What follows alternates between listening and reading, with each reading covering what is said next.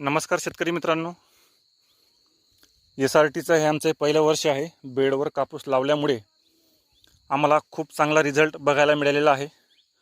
तसं पाहायला गेलं वास्तविक आमची लागवड थोडी उशिरा झालेली आहे. बेड बनवण्याला उशीर झाला, बरेचसे कामं राहिले होते त्याच्यामुळे उशीर झाला, पण तरी आम्हाला बेडमुळे खूप मोठा लाभ झालेला आहे. तुम्हाला कुठेही पातेगड दिसणार नाही पूर्ण बागेमध्ये. म्हणजे खूप सारे शेतकरी हे प्रत्यक्ष बघत आहेत की बेडवर लावल्यामुळे वापसा स्थिती असल्यामुळे झाडं अतिशय आपले रोगप्रतिकारशक्ती चांगली दाद देतात आणि फुलगड पातेगड तुम्हाला दिसत नाही आहे. त्याच्यामुळे आम्ही खूप समाधानी आहेत. हे आमचं पहिलं पीक आहे आणि आता पाऊस पण चांगला पडल्यामुळे अजून त्याची ग्रोथ चांगली होते. आम्ही मायक्रोन्यूट्रियन अन्नद्रव्य व्यवस्थापन अतिशय व्यवस्थित केलेलं आहे. इथं पाहू शकतात मित्रांनो, तुम्हाला कुठेही पातेगड फुलगड तुम्हाला दिसणार नाही.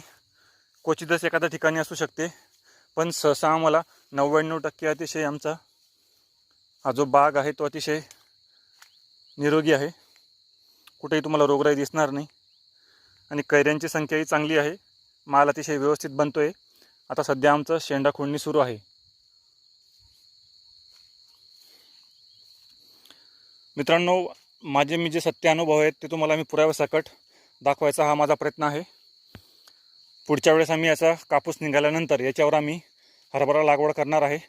त्याचेही स्टेप बाय स्टेप मी सर्व व्हिडिओ पुराव्यासकट टाकेल, जेणेकरून जे नवीन शेतकरी बेडवर लागवड करून ज्यांना SRT पद्धतीने शेती करायची आहे त्यांच्यासाठी हा प्रयत्न आहे की जेणेकरून सर्व पुराव्यासकट त्यांना आपण दाखवू आणि त्यांचं समाधान होईल आणि त्यांच्या चुका टळतील, यासाठी हे आपलं नियोजन आहे. मित्रांनो, आम्ही खूप खुश आहोत. अतिशय चांगला रिझल्ट आम्हाला मिळालेला आहे. बेडवर लागवड केल्यामुळे आमच्या कापसाची गुणवत्ता खूप चांगली आहे. माल अतिशय चांगला पकडलेला आहे झाडाने आणि खूप चांगल्या पद्धतीने वाढ आहे झाडांची. अजून गेल्या 2 महिन्यामध्ये जर वातावरणाने अजून चांगली साथ दिली असती तर अजून आपल्याला अजून चांगले परिणाम बघायला भेटले असते. पण आम्ही पूर्णतः समाधानी आहोत. बेडवर लागवड केल्यामुळे आम्हाला त्याचा फायदाच झाला खूप. कितीही मोठा पाऊस आला तरीसुद्धा आम्ही बिनधास्त असतो, कारण की झाडं पिवळी पडण्याचं आम्हाला टेन्शन नाही आहे. आरामात व्यवस्थित निचरा होतो.